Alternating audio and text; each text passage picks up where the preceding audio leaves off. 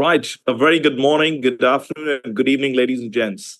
I'm VIKAS KHANDUJA, consultant orthopedic surgeon in Cambridge, UK, and also one of the founders of SICOT-PIONEER and the president-elect of SICOT. And it's indeed a pleasure to welcome all of you logging in from various corners of the world into the webinar. Now, in this COVID world of non-contact domains, we've certainly embraced digital competitiveness at SICOT with the launch of SICOT-PIONEER. And through this platform, we've done over 74 events and have had over 100,000 views from 110 countries around the world. So a big thank you for joining us and following us as well.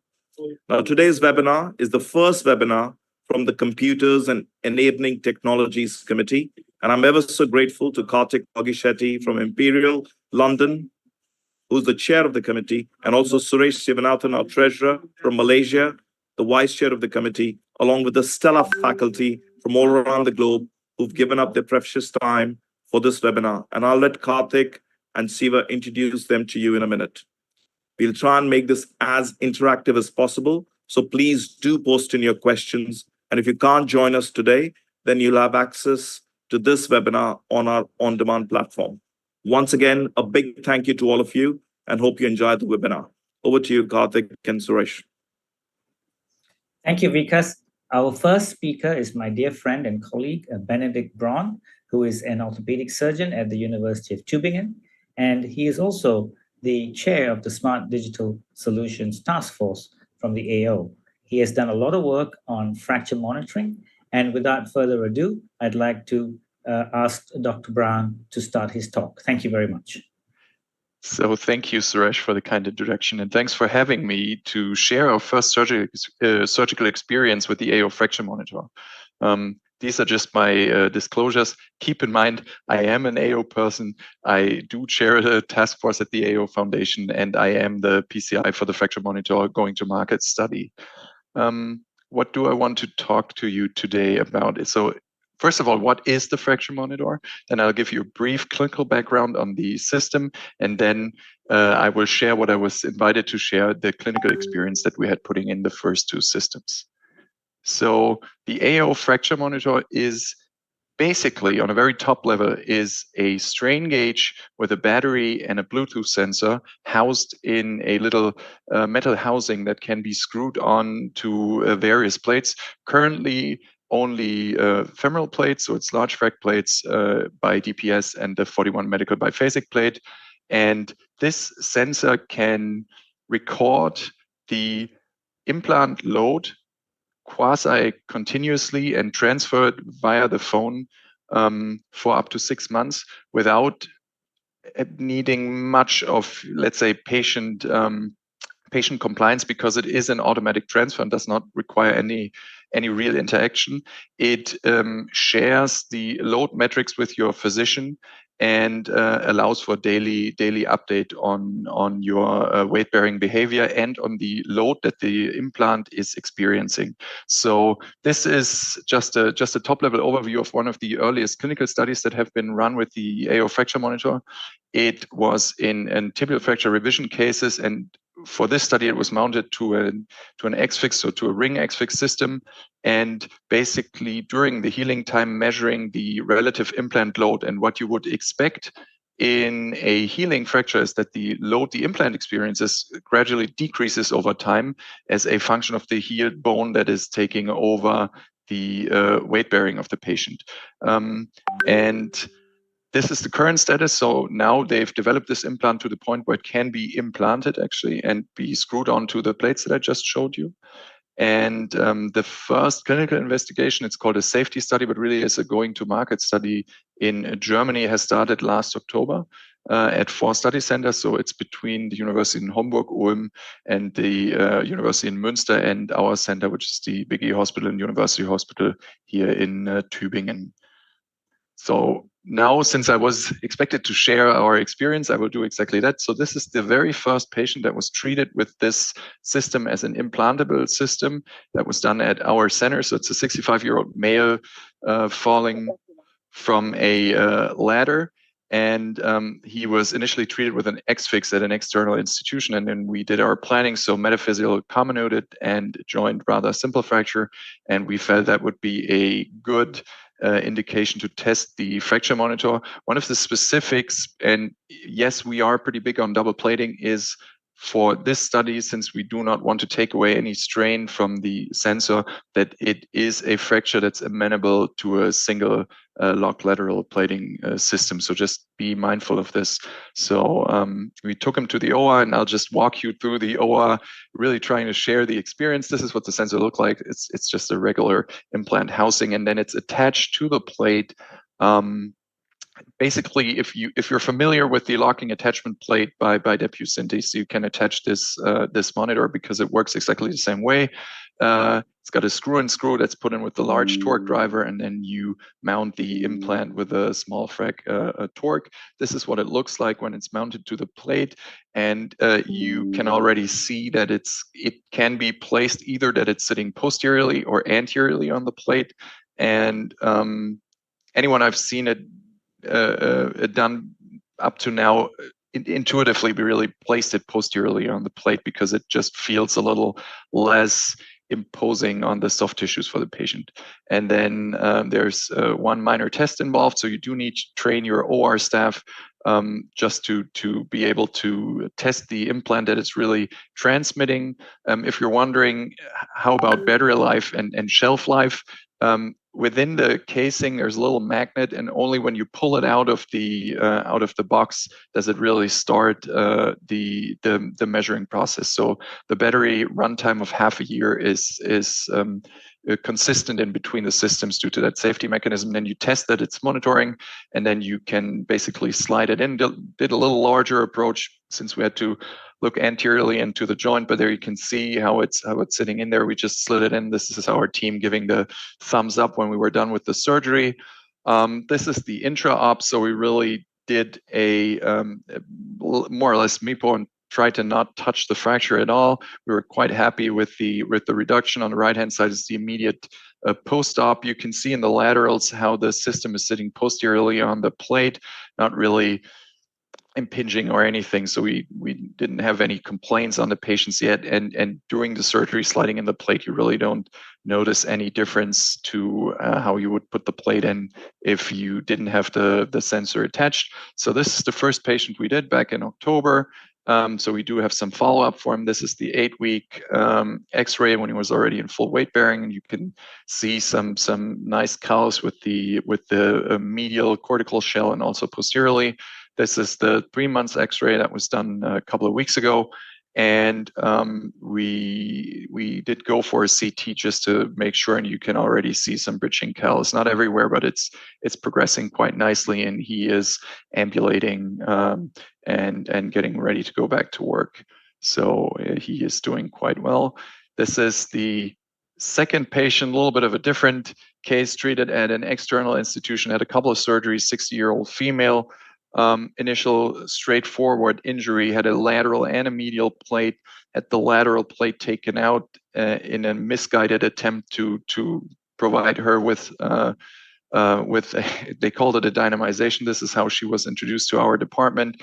Broken medial plate and quite a significant valgus. This is her long leg standing, and you can see she does have a little bit of a valgus on the contralateral side as well, but not nearly as much as she does on the now non-union side. So what we did is, in the first step, we took the plate out and cultured her and did a cement spacer. We always dye our spacers blue in order to be able to better differentiate them from the regular patient bone at the second surgery. And we took the spacer out, dialed in her varus valgus with the large frac distractor, which you can see in the far left image, and then put the plate on again, put the fracture monitor in. In this case, since we wanted to have, on the one hand, have stability for the fracture, and on the other hand, have the right amount of interfragmentary motion, we chose to put on the AO biphasic plate, which is marketed by 41 Medical, and really to achieve the result that we want and to feel safe that we can put her into weight bearing and quite early full weight bearing as tolerated. And this plate already has a capacity to screw on the sensor without the screw and screw system. One downside of the system is that this was the longest plate that we could get, and we would have wanted it to be maybe 1 or 2 holes longer on the proximal end, but we put a locking attachment plate in just to get some overlap with the femoral shaft. This is her post-op and follow-ups. She was treated 5 weeks ago, so I actually called in with her last week. She's doing fine and ambulating well, but she was not here for X-ray follow-up just yet. What's the outlook? So overall in Germany, there's been 4 cases done. For the completion of the study, we're looking at 37 patients. The primary endpoint, since this is a going to market and a safety study, is the SAE rate, which needs to be below 10%. Secondary endpoint is performance of the implant and potentially a earlier diagnosis of the healing onset of a fracture. Currently, treating physicians as well as patients that would normally have access to the implant load, we are blinded towards the data until the healing course is completed, just to be sure for the EC that we're not influencing our treatment based on the sensor data just yet. So the ultimate aim is market approval. That's it for the moment for the user's experience. And now I'm looking forward for the discussion at the end of our talks. Thanks. Thank you, Dr. Braun, for a fascinating overview of the smart plate. We can have questions at the end, and I'll let KARTIK introduce our next speaker. Yeah, thank you very much, Dr. Braun. That was fascinating. So our next speaker, again, it's a privilege and an honor to introduce my colleague and friend, Dr. Richard van Arkel. Dr. van Arkel is a senior lecturer in the Department of Mechanical Engineering at Imperial College London. He applies engineering science to advanced orthopedic interventions, and he investigates implantable sensors, the impact of surgery on joint bone biomechanics, implant function, additive manufacturing or 3D printing, and new methods for preclinical analysis. Today, Dr. van Arkel will be speaking to us about his ongoing research into the next generation of orthopedic implants and sharing with us his thought on the integration of AM and sensors into devices, which I hope will result in a step change in how we practice orthopedics and trauma surgery. So without further ado, Dr. Richard van Arkel, thank you. Thank you, KARTIK. Let me share my slides. I'll be talking about intelligent and personalized orthopedic implants. I do have disclosures, particularly for the intelligent implants content. I have IP and shares in the spin-out company. I'll split the talk into 2. We'll do about 2/3 on intelligent implants and about 1/3 on personalized implants. And for intelligent implants, these have actually been around for a really, really long time. So since the 1990s, we saw load sensing implants go into hip. There were a pressure sensing alternative, and this expanded through into knees. And if we go as far as the 2010s in the research domain, this line of work really culminated with the OrthoLoad database. If it's not something you've come across, it's truly superb. It's all open access. It's all freely shared. You can go onto orthoload.com, and it's fascinating. Hips, knees, shoulders, spines. You can see videos of patients doing daily activities from aqua gym to picking asparagus to jogging, and you can get a sense for the load that goes through the implants. Really, really exciting and really amazing that they shared such a body of work, completely open access for everyone to look at and see. As we move into current time, we see that this is moving from a research sphere to a commercial sphere. And so Canary Medical launched the first commercially available smart implant, and we see the AO fracture monitor is under clinical trials. And this is really, really exciting because it's opening a new pathway in orthopedics. The Canary device is indicated for clinical decision-making, and it's only indicated for patients who would otherwise receive a stem extension. And so this leaves us a few questions as we look forwards for, can these be used for routine use? And I think there's 2 key questions. Can we make them small enough and cheap enough that they could truly be mass market? And can they influence that clinical decision-making process? So with regards to small enough and cheap enough, we played with this idea and just saying how little can we actually put into an implant to make it intelligent?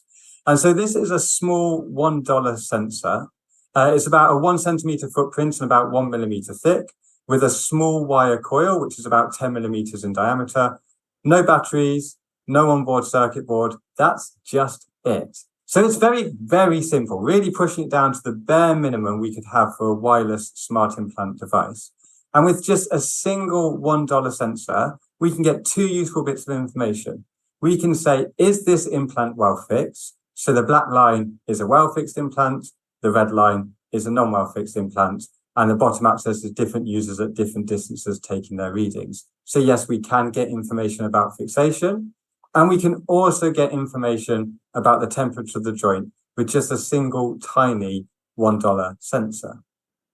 So then the question is, can you influence clinical decision making? So this idea of looking at fixation, you could see that could have some sort of influence. So we could first look at how that embodies in even the smallest implants. So this is a fixed lateral Oxford unicompartmental device. You can see the sensor really is tiny. Then there's an external coil that would wrap around the patient's knee. And we got different clinicians to interact with the device and see if they could take a reading in the lab. And uniformly across the board, we could see before the implant was implanted, when it's well fixed, and across 3 different states of loosening, partially, fully, or even when the implant's displaced, they all read across.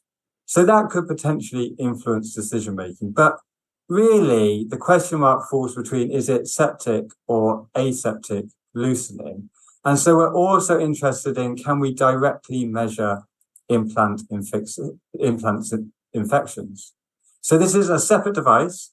We have a functionalized electrode that's effectively picking up things bacteria emit, but the natural body emits in much lower doses. Most of this implant device is actually hardware for an alternative thing I'm not going to speak about today. The circuitry required for the implant infection sensing is tiny, and there is an onboard battery in this wireless embodiment. And to test a device like this, you actually run into a barrier that classically you'd want to test it in an animal, but particularly for things like infection, it's expensive and the animal burden is really, really high. So for our first stage of testing, we've actually developed a way we can screen these and trial these much quicker in the lab. We've developed a bioreactor system where we keep bone living in the lab, and it's really accelerated our development pathway. So this looks like a histology slide taken from a living animal. We've got osteoblast, osteoclast, all the classic burn turnover signs, but we're doing this in a lab-based model, and that really helps you accelerate how quickly you can do this research because it's much cheaper and our animal burden is much lower. So this is taking a femoral head from a sheep. We bring it into the lab and we implant the device. We then culture them in a bioreactor system. Half were implanted completely sterile, half are sterile, but then we expose them to inoculation loop with staph epi. And all the data I'll show you is being recorded wirelessly with a mobile phone. And within just 5 hours, we can pick up that bacterial infection in the staph epi exposed devices. But normal bone turnover and normal biological processes aren't reading as false positives on the sensor. So that's lab. It's never quite the same doing it in lab as in doing it in a full animal trial. So we do then go further to animal trial. This is the same implant system with the other technology that I'm not talking on today in sheep, in trial. And we're playing with the idea, can we actively influence that treatment pathway? And so in the yellow line, we've actively intervened based on sensor data, and the black line we haven't. And we do see differences in healing responses based on this driving off an intelligent implant. So can we go small enough and cheap enough? We can go really, really small and really, really cheap. And could we generate usable data that could influence the clinical pathway? Yes, we believe that technology is in the pipeline and coming. So for the second part of the talk, I will slightly focus to personalized implants. And the original intent here was to talk exactly as KARTIK highlighted, through additive manufacturing. And we've had a long program of research looking into additive manufacturing for ortho. We started just studying the core machines. We studied what it did well, what it did badly, taking it all the way through to technologies where you could get screw level fixation from a pull-out device, or we could tune the material properties of an additive manufactured implant to match bone. And we saw in animal trial, you got faster bone growth into the device when you tuned it to the bone. And we've looked at how we could optimize hip implants to give more normal bone biomechanics. But what's super exciting about this is it is becoming commercial and clinical. So there are multiple manufacturers with this sort of technology freely available. Well, freely comes with a price, but this technology is on the market and it is impacting care. And I think that's really, really exciting. So instead, I thought I'd do a little different slant on personalized medicine. And it's nice to highlight personalized implants can just be the use of the implant for that patient. And we've had a program of research where we've been studying the different types of knee OA.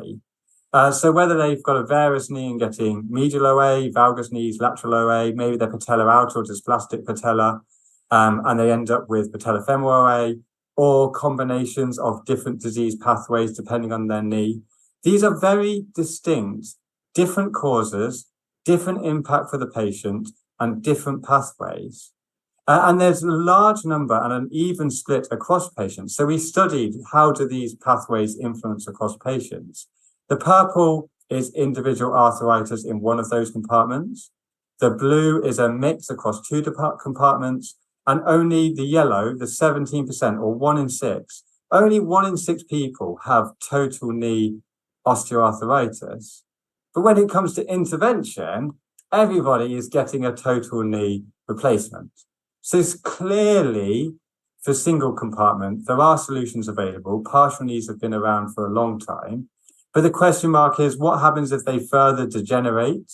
Or what happens if they present with bicompartmental disease at the time of surgery? What can go in this space? And is it really possible to mix and match partial knees in the same knee? And so this is where we've been focusing a lot of research in the last 5 years.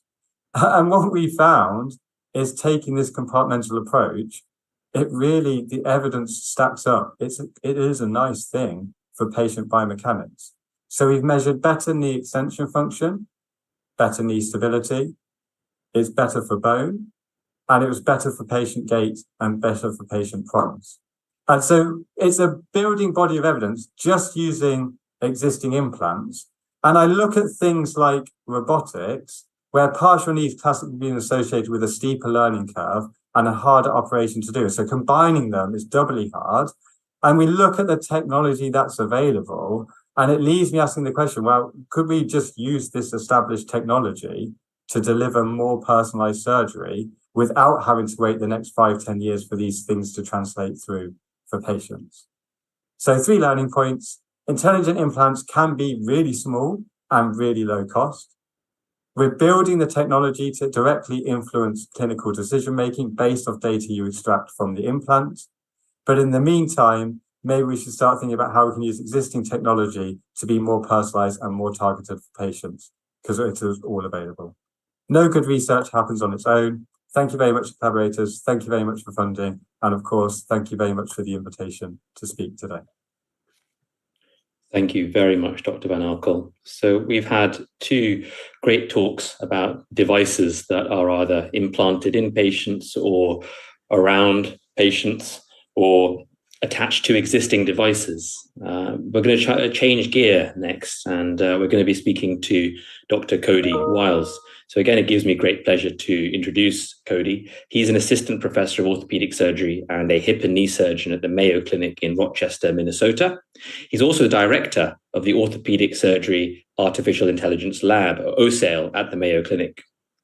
Today, Dr. Wyles is speaking about his ongoing work at OSAIL, where he and his team are developing AI algorithms to assess orthopedic imaging, helping us to predict outcomes in patients and generate new understanding beyond what the human eye sees or traditional maths has been capable of in the past.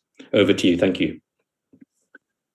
Kartik, thank you for the very kind introduction, and it's a real honor and pleasure to be with this esteemed group this morning over here in the central United States and early afternoon where most of you are at. I had the great pleasure last week to host Kartik over here at Mayo Clinic in Rochester, Minnesota. This was sort of basic reciprocity after Kartik was so kind to host me on the British Hip Society Traveling Fellowship, along with Mr. KHANDUJA and others on the call. just over a year ago, but it was a real highlight for all of us at Mayo Clinic. So there's a picture of myself with KARTIK, my senior mentors, Raphael Sierra and Rob Truesdale, and we just had a wonderful time learning from KARTIK as much as sharing what we do here at Mayo. So today I'm going to be talking about artificial intelligence, as KARTIK mentioned, and really focusing on some of the high impact areas as I see them within AI coming down the pike for orthopedics. We're going to talk about patient phenotyping efforts, surgical planning, and surgical execution tools in particular. And some of the key developments that are driving our ability to tackle these areas are evolution of big data, the recent advancements in large language models, and most exciting for me, the realm of generative imaging.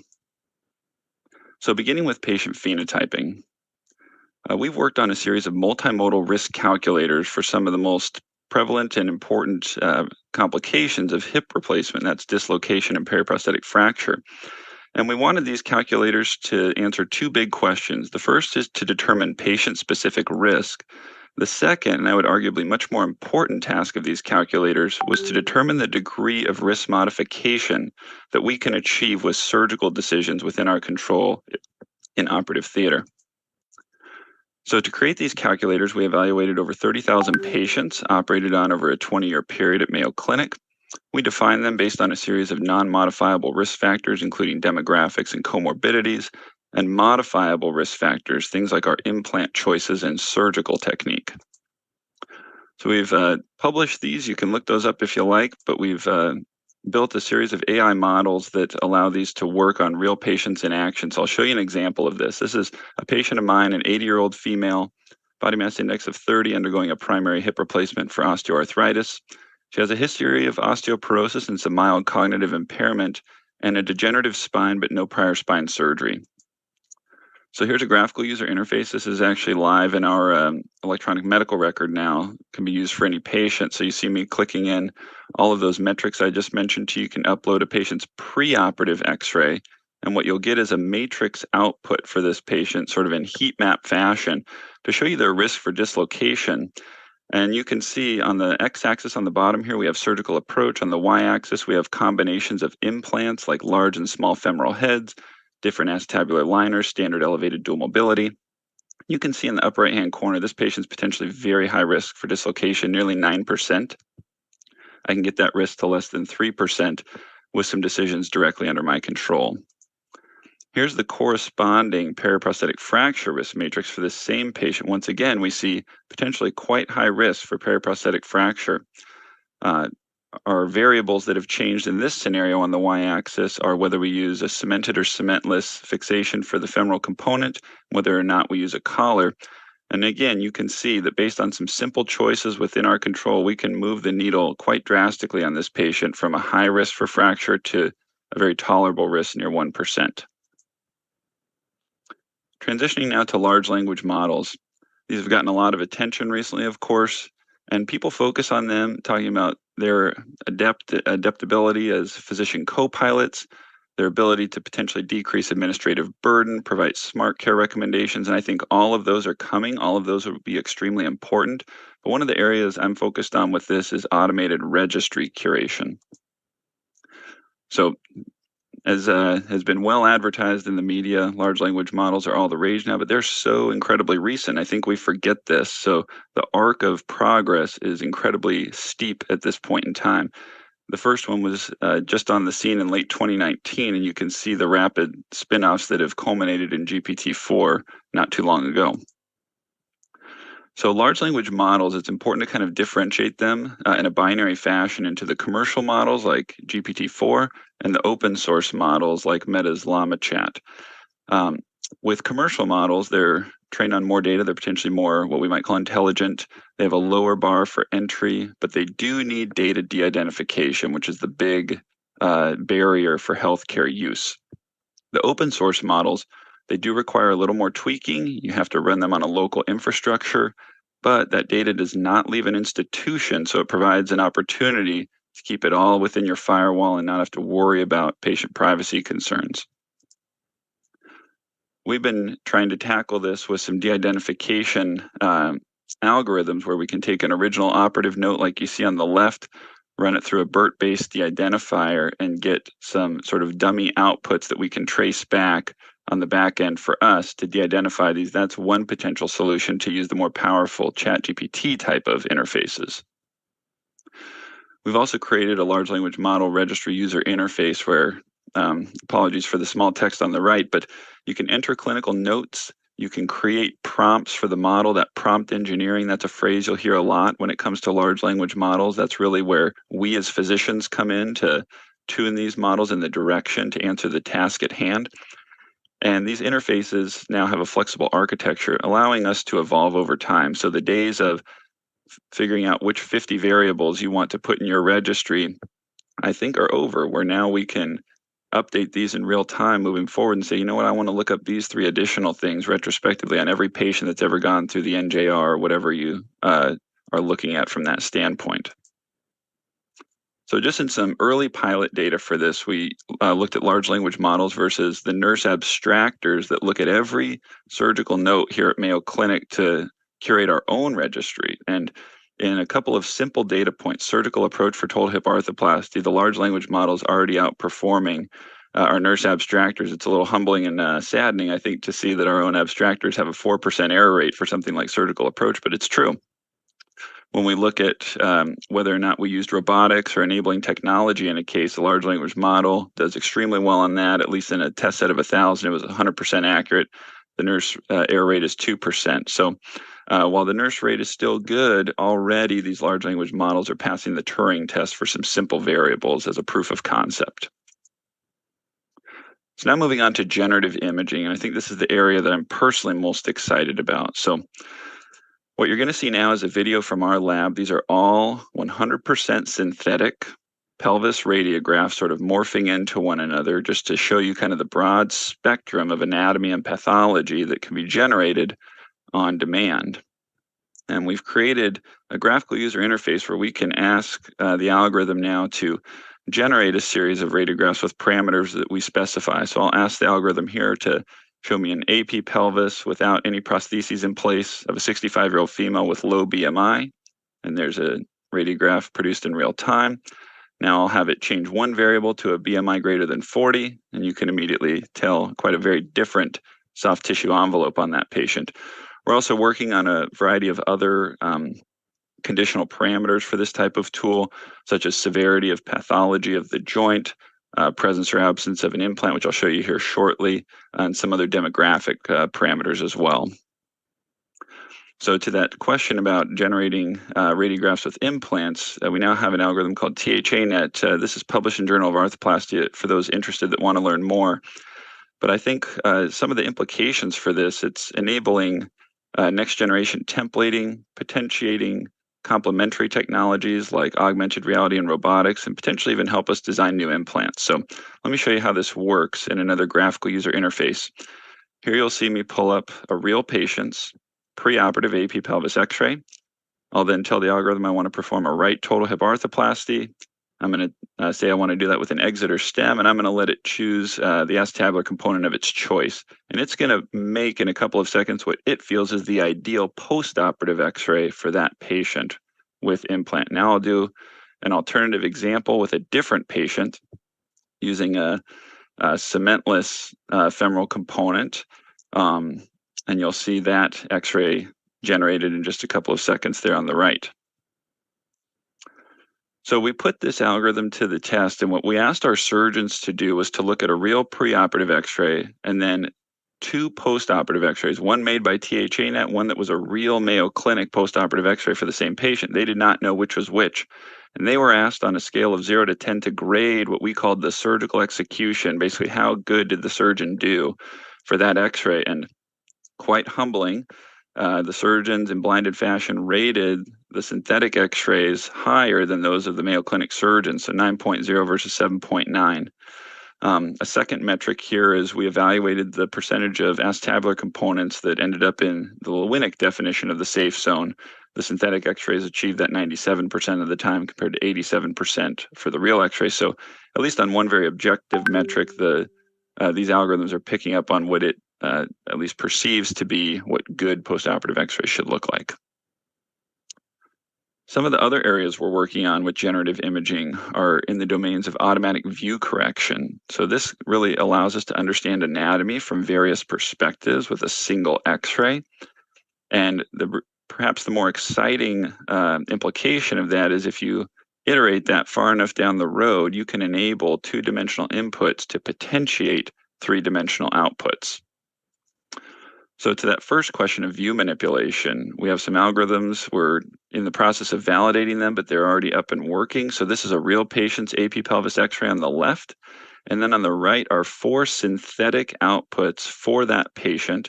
And we've manipulated the position of that pelvis in space in the X, Y, and Z planes. That's what you see in the brackets, those 3 views, my Judet views, etc., without any additional time in the X-ray bay or any additional cost, radiation, etc. But I think what we are most excited about in the lab is taking this to the next step. And here's some of the early prototypes here for taking two-dimensional inputs, getting three-dimensional outputs. On the top left are DRR versions of radiographs for real patients.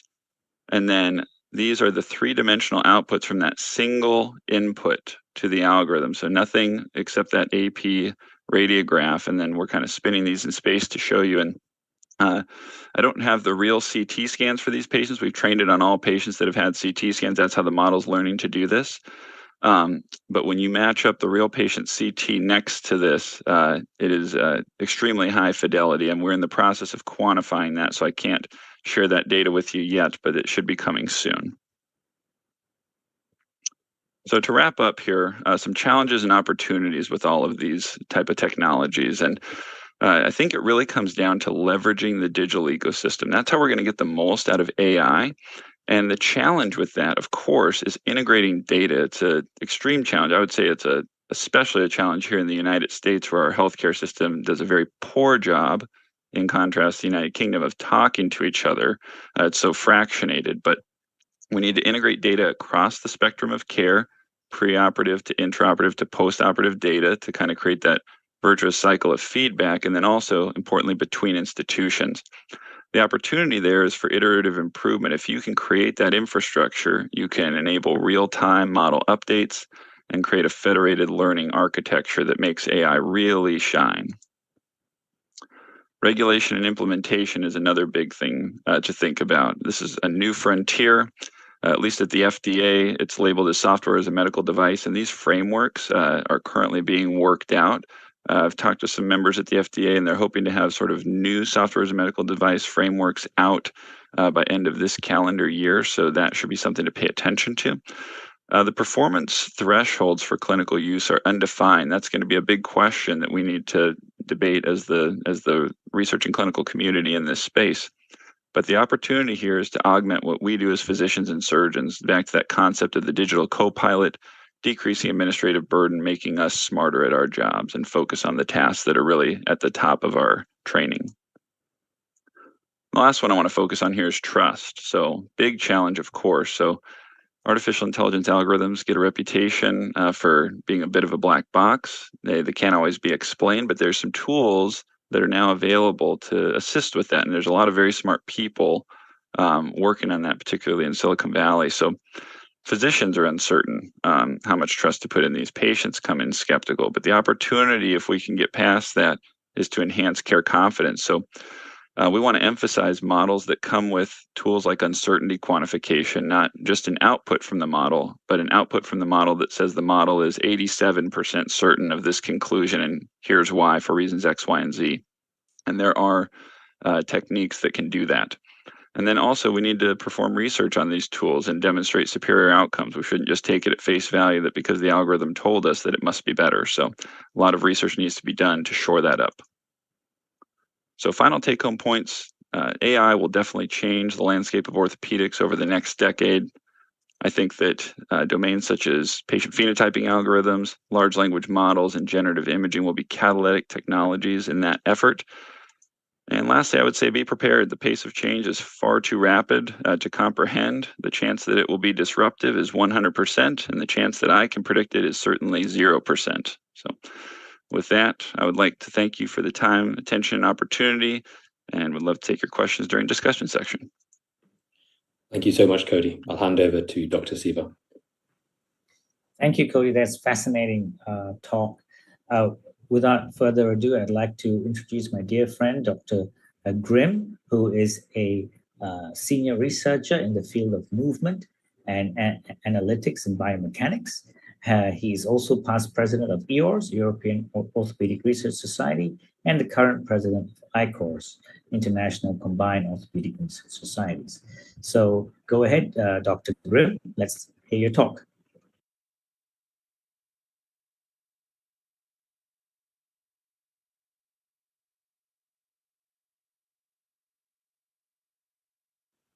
I think you're muted, Dr. Grimm. Do you want to unmute yourself? Thank you.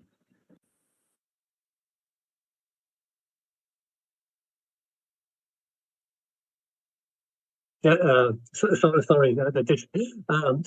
Thank you, Suresh, for the kind introduction, and thanks to SICOT for inviting me to this beautiful lecture series and to be part of this distinguished faculty and giving me the opportunity to present something that I'm very passionate about.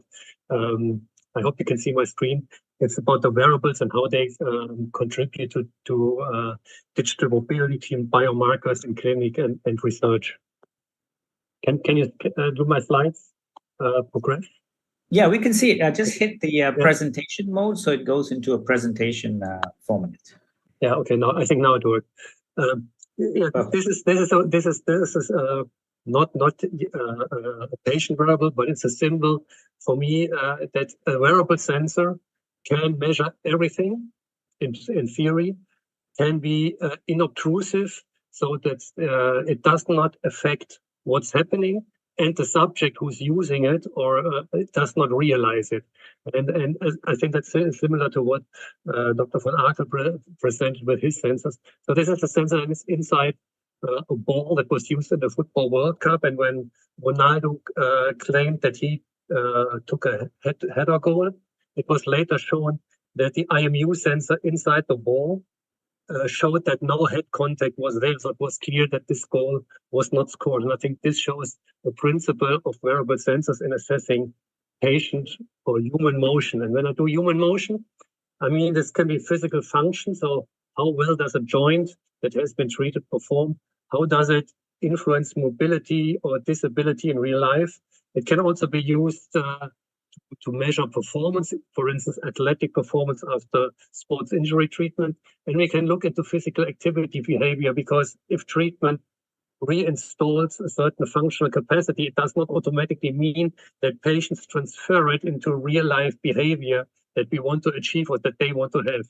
So assessing human motion can be a diagnostic biomarker. It can be a clinical outcome, but we also know that physical activity can be a treatment. So we have a treatment and an outcome that's in the same domain. It can be used to predict disease risk for patient phenotyping, and it's highly personalized. So I like to see it as a kind of an actome that goes along with other popular domains. I think we must spend more time into this. There's also a picture that I adapted from my colleague Benedikt Braun. It shows, let's say, a typical curve of a diagnostic metric that can be anything. Let's say this is like maybe knee function or steps per day or so.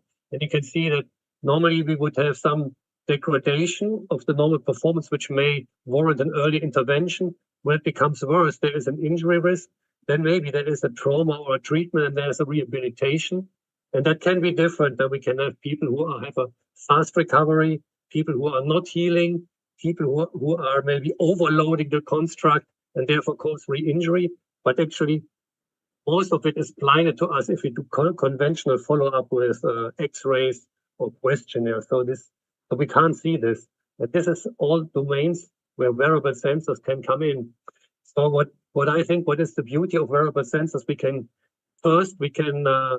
do, of course, testing in the laboratory, in the hospital, doing big detail analysis. So we can really look with many technologies in a very detailed movement. But with the wearable sensors, we can go out of the laboratory into the field or at home, do long-term and frequent assessment versus normally only very momentary and episodic assessment. And maybe we can also do, for sure, 24/7 behavioral component. So not only what the patient can do, but what he does do, and not momentary, but continuous. And in that way, we can have big data that's amenable for artificial intelligence exploitation that can be supplement the big detail analysis in the lab. And then we have maybe smaller smart data in between that does something, tells us about therapy adherence, for instance. And what are the wearable sensors that are available to us? There's some sensor family that I consider clinical or research grade devices that are developed for a specific purpose and undergo scrutinous medical validation, including in front of the medical agencies.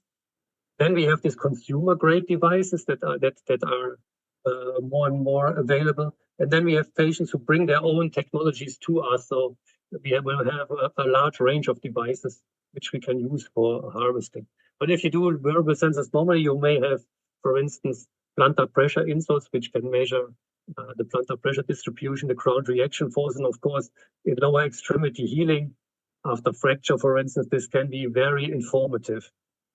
But the main sensor domain that's used are inertial measurement units. They contain accelerometers measuring accelerations and gyrometers that measure the angular rate of rotational displacement. And then they are sometimes fused with other sensor domains. And when you use such a sensor and you use it on various body parts, and you fuse them into a model, you can actually create a full motion capture equivalent to the quality of a marker-based gait laboratory. That's the current gold standard. But you can see, while this allows us to go into the field, it's not something that the patient may wear 24/7, but it sets you free from the laboratory.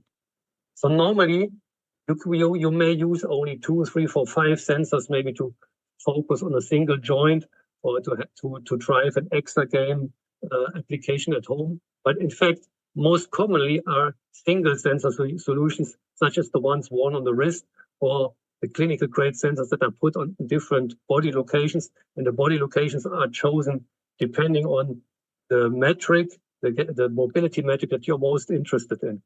And there are many sensors available, but I think this discipline should not revolve around the hardware, but more the algorithm. It should be device agnostic to drive the field forward. And then, of course, we have the phone, which is a sensor powerhouse in itself, and that can be exploited also. And then we can also connect the phone and fuse the data. I now show you some applications of a wearable sensor algorithm in 24/7 patient monitoring to show you what kind of novel biometrics can be generated from this. So this is a study where we used a wearable sensor for 7 days for a week assessment in 100 patients after total hip replacement versus matched healthy controls. And then you see the daily step count, the mean value is different, but it's not significantly different. There's a huge variability because it's a very individual trait if you're active or a couch potato. But if you look in the distribution of these bouts, you can see that total hip arthroplasty patients have a different behavior. They significantly avoid the short bouts, and they significantly avoid the long bouts. So these ones that you would associate, for instance, with health supporting physical exercise. So avoidance of short walking and avoiding of long walking, but because they are rare in both populations, they don't influence the daily steps. But you can see that another condition like spinal stenosis has a very high impact on daily step counts using the same method. This was also shown in another study independently performed, where they did the same for knee osteoarthritis and total knee arthroplasty post-op. Again, daily step counts no difference. But again, this typical avoidance of short bouts was seen in the osteoarthritis patients and the total knee replacement patients. The sit stance, well, there was a tendency for differences, but it was not statistically significant. This is another study that I like very much to show the power of using wearables to assess patient mobility and outcomes. This is comparing total knee replacement versus unicompartmental knee replacement from a database that was matched with gender, age, and BMI.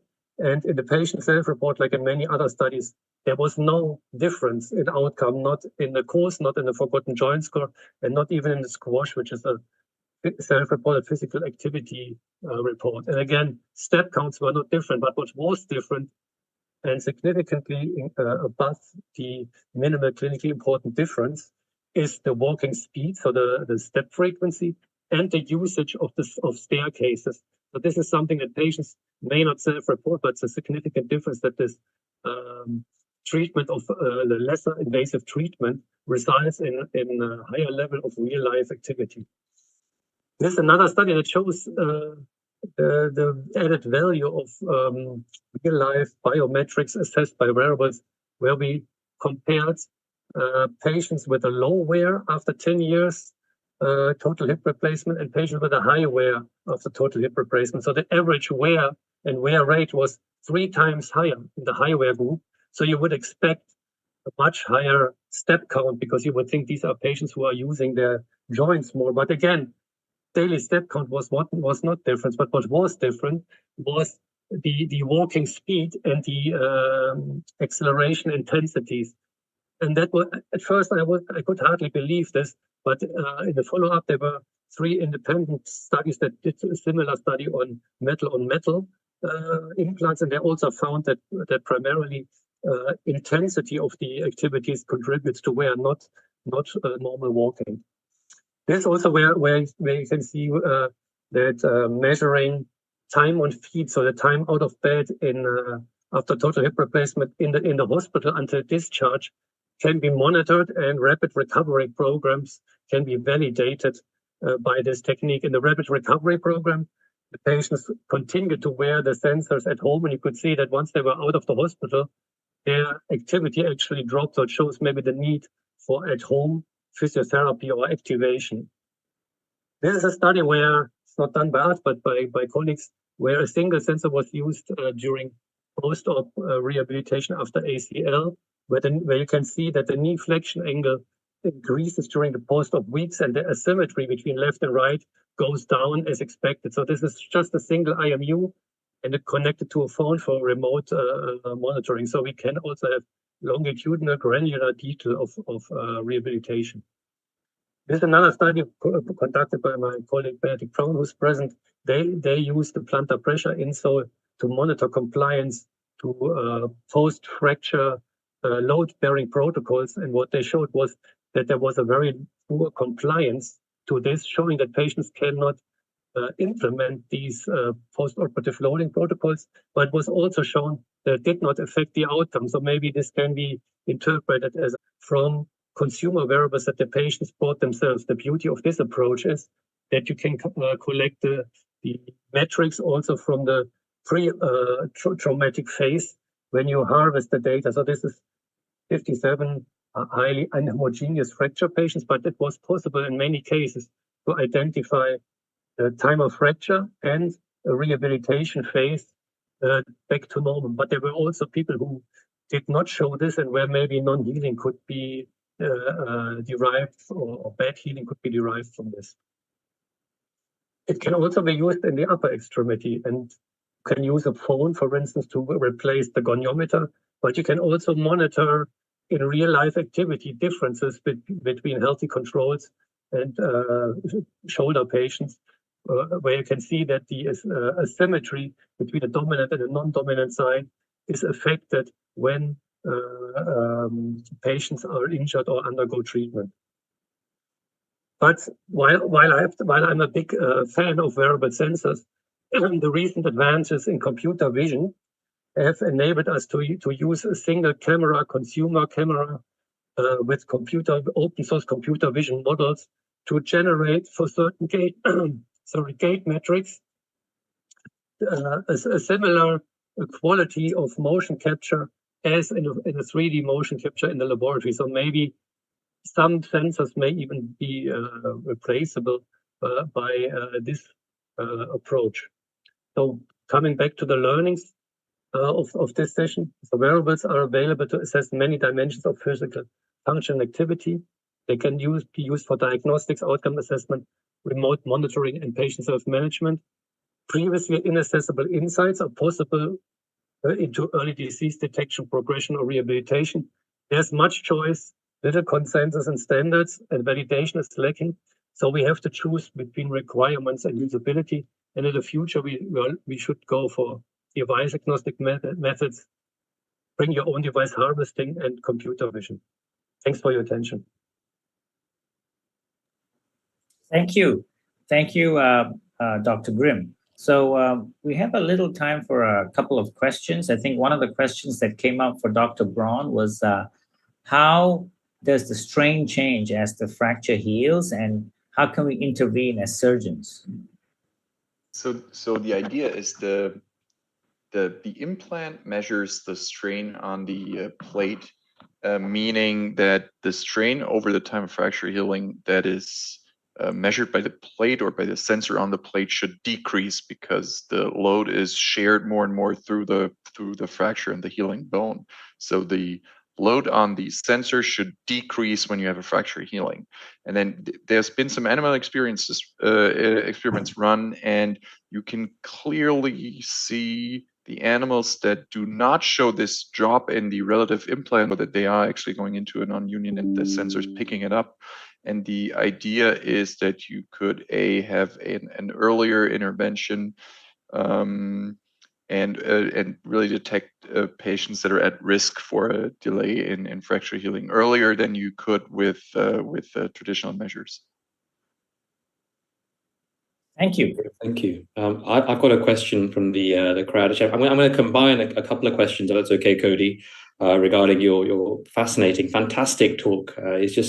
It feels like the future's already here. It's just not evenly distributed yet. So the question comes regarding the risk prediction calculators you mentioned. The question is, how have you integrated these calculators into your practice? What challenges have you had in that process? And then someone's noticed that you put a radiograph into that calculator as well. Is that being analyzed to modify the risk score or advise us surgeons what implant to use or approach to consider? So there's a bunch of things really. Just clarify a bit more about those calculators. Very good. Yeah. Thanks for the question, Kartik, and those that came through the chat. So specifically, the dislocation and periprosthetic fracture risk calculators are now live within Mayo Clinic. So Mayo Clinic has campuses all over the United States. So for a variety of reasons, it can't yet leave those walls. And it's also giving us a chance to test it in real life and make sure that it's working properly, that the data that we're getting is solid, and getting feedback from surgeons on whether or not it's helping them, whether or not they're changing their management as a result of that. All questions that are important. So the calculator does take into account all of those demographics and comorbidities. It does take into account a preoperative X-ray, and the X-ray will be assigned a percentage importance in the decision by the algorithm. So for some patients, that ends up being a very dominant factor, but it will tell you that so that you know how much it's giving weight to it. That algorithm is separate from what I showed for implant selection, that THA net. That's a different algorithm altogether that will simply, with no other information, take a preoperative X-ray, and then you can choose to let the model select the implants, or you can choose the implants, and it will show you what it believes the, quote, ideal postoperative X-ray should look like. So that's how I would kind of delineate those. Brilliant. Thanks, Dr. Wyles. And we'll stick with you for one more question before moving on to a couple for Dr. Van Arkel as well. It was regarding the generative imaging, the 2D to 3D transformations. You mentioned some real-world applications there. Could you get a little more into the weeds about how that's useful for templating, for robotics, and for AI, the three things you mentioned? Yeah, absolutely. So, I think I'll differentiate it into two, with view correction and true 2D to 3D generation. So view correction, I think the two biggest applications, at least in my mind, are getting multiple views of the anatomy from a single X-ray. So if we get a 5-view series of the pelvis, for example, we can do that simply from the AP pelvis. So now we can get AP pelvis, Judays, and inlet outlet, that type of thing. But I think the more powerful application for that is in theater with fluoroscopy.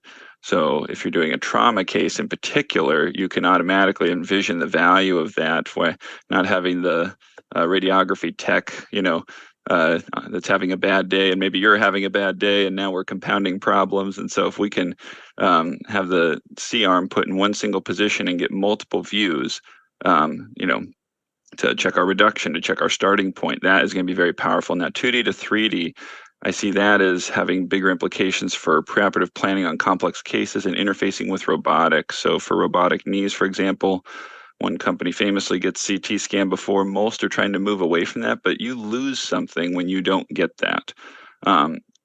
There's a lot of pushback, at least in the United States, to get CT for primary knees. So I think this is a way to bridge that gap, get the best possible information for the patient to enable robotics without all the downsides, and there are many, of the CT cost, radiation, access, etc.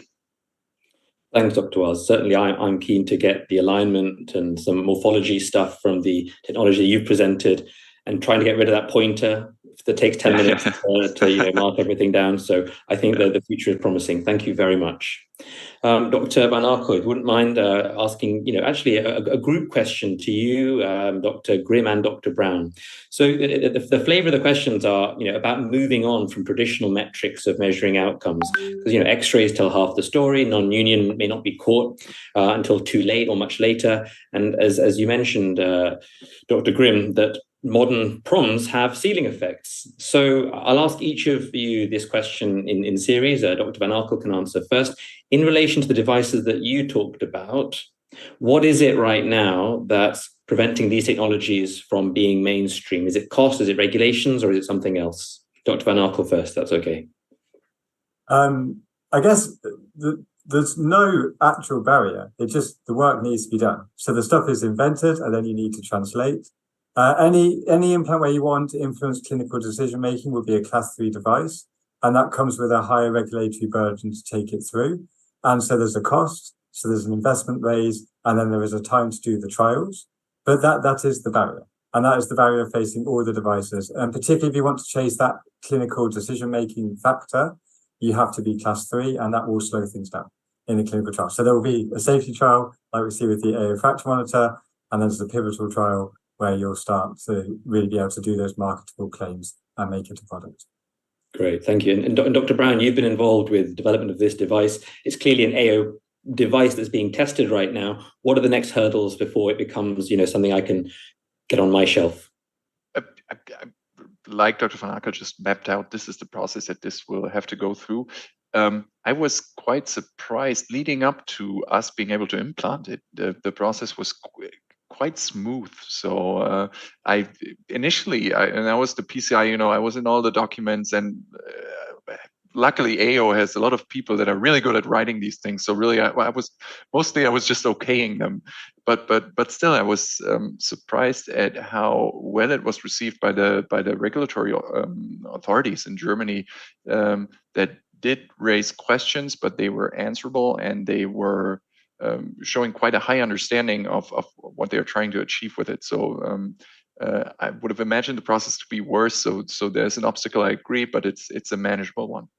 Great. And Dr. Grimm, I think it was nice symbiosis for what you said regarding partial knees. You showed that proms show no difference whatsoever. When you start measuring things that matter to patients in terms of their actual function, it's a step change. So how do you propose that we get sensors into more patients so we actually see the differences, and then convince surgeons to do more of the stuff that's conservative, or just a different track altogether?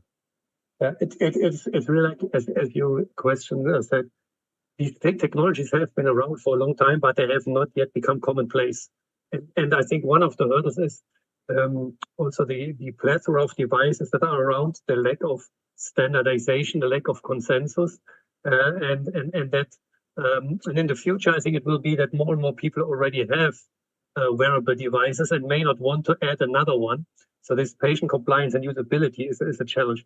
So maybe one of the promising futures to make this more commonplace is to actually use and harvest data from devices that the patients bring themselves, and maybe improve the algorithms that run on it. I mean, now they are, let's say, more or less glorified step counters, but with the use of AI, we can also detect maybe more specific and meaningful outcomes. So, for instance, it's now possible to also detect, to a certain degree, the surface on which patients are walking. So if they are taking the steps or walking on ramps and so on, and that can be an interesting metric that you could derive from something. So I think it's probably the main hurdle is usability, and maybe to overcome this is to harvest what patients already or subjects already bring. Yeah, great. Thank you so much. And I think we have probably time for one quick question that's come through for Richard. It's about the accelerated development and the reduced cost and the animal burden that you've shown with the use of a bioreactor as a first step. Is that something that's been developed in-house at Imperial, or something commercially available to test implants as a next kind of phase to accelerate development before clinical trials? It's something we originally saw coming out of Davos. They developed ways to keep the bone viable, and then we saw the opportunity where we have really high development costs with animal trials, particularly if you want to influence bone turnover, or you want to look at things like how external factors like bacteria interact with a living tissue like bone. And so we borrowed the idea, built it up, and it led to this bioreactor approach. And we found we do it because it's cheaper, we do it because it's faster, and we do it because it's really accelerated our internal development. And then there is still value in that full animal trial. You learn a lot by going all the way, but certainly for those early developments, it's really accelerated the tech development. And so that investment on this bioreactor method, really worth it. And we've published the method. We're not trying to hide that because we see the value in that independently of the tech where we'll be more cagey. Brilliant. Thank you so much, Dr. Van Arkel. So that brings the meeting to a close. Time is up. I'm so grateful. We are also grateful, listeners included, for spending your time. What's going to happen next is we're going to flash up this QR code. I'd be grateful for all the listeners and viewers to flash that on your phone camera, and then provide us with some feedback and your thoughts, and get a certificate, of course, for CPD and your points. And so now I close the meeting. Thank you, Dr. Wyles, Dr. Van Arkel, Dr. Grimm, and Dr. Braun, and of course my co-chair, Dr. Sivananthan. Okay, have a great day. Thank you. Thank you, everyone. Bye-bye.